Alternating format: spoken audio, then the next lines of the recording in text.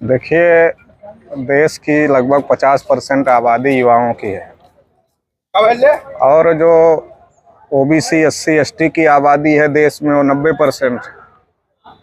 तो OBC SC ST minority देश में 90% है, मगर इनके युवाओं का इस्तेमाल 3.5% ब्राह्मणों के जो राजनीतिक दल हैं वो लोग कर रहे हैं, और जिसमें केवल इनका इस्तेमाल हो रहा है और किसी प्रकार से इनका कल्याण नहीं हो रहा है। देश में बड़े पैमाने पर बेरोजगारी है, एजुकेशन महंगी हो रही है, मगर इन सारे मुद्दों से ध्यान भटकाया जा रहा है। जाति और धर्म के नाम पर युवाओं को उकसाया जा रहा है, लड़ाया जा रहा है।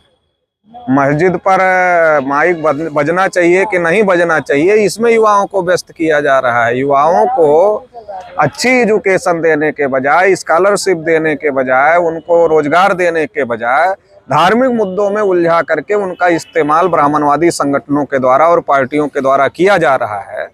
तो ये जो मिसगाइड किया जा रहा है बहुजन समाज के विद्यार्थियों को, उनको गाइड करने के लिए जो भारतीय विद्यार्थी मोर्चा संगठन है उसकी बहुत महत्वपूर्ण भूमिका है।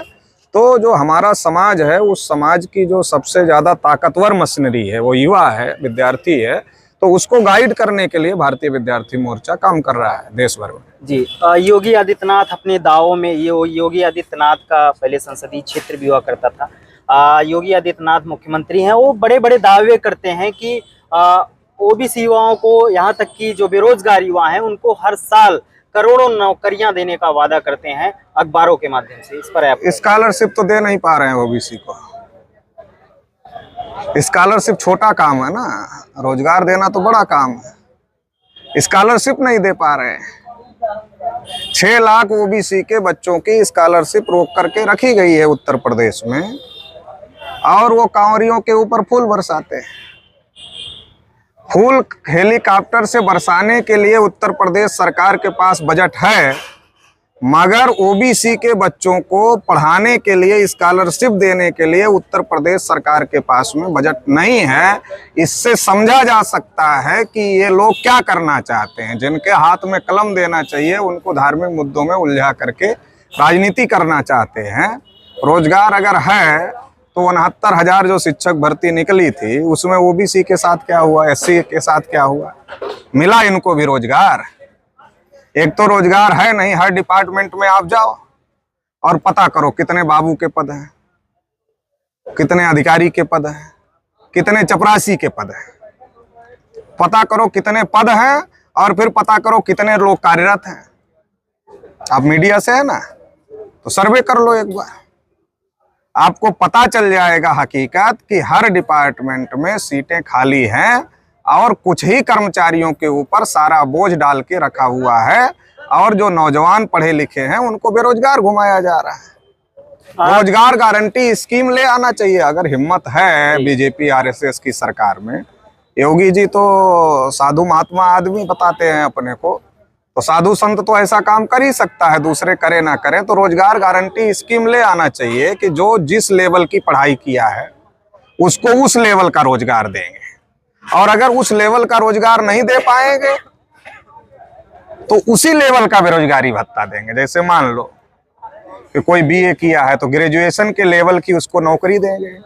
अगर ग्रेजुएशन के लेवल की नौकरी नहीं दे पाए तो उस नौकरी के वेतन के बराबर उसको बेरोजगारी भत्ता देंगे।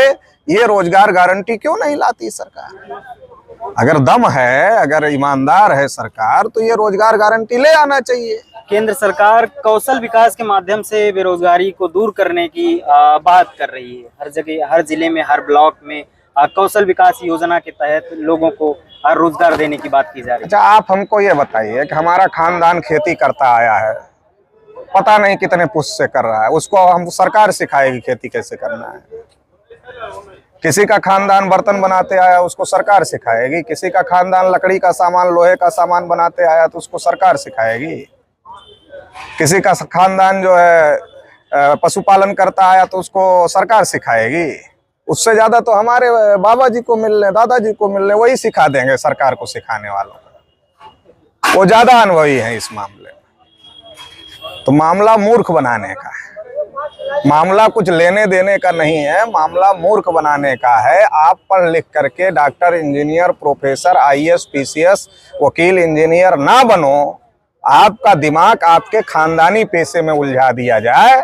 आप सोचो कि अब यही हमको करना है, हमको डॉक्टर, मास्टर, वकील, इंजीनियर, प्रोफेसर, आईएएस, पीसीएस नहीं बनना, मतलब हमको देश को नहीं चलाना है,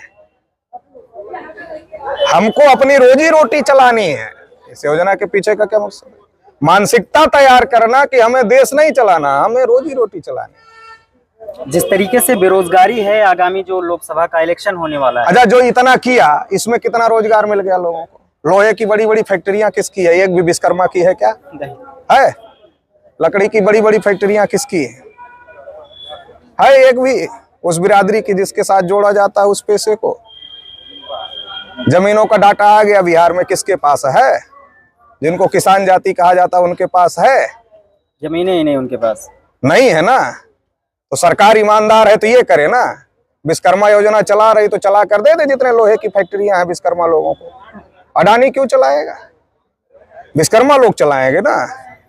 विश्वकर्मा लोगों को चलाना चाहिए, उसको देना चाहिए बड़ी बड़ी फैक्ट्रियां। वो देने का काम नहीं करेंगे, वो देने का काम नहीं करेंगे, मूर्ख बनाने का काम करेंगे। हमने तुम्हारे लिए योजना निकाल दिया,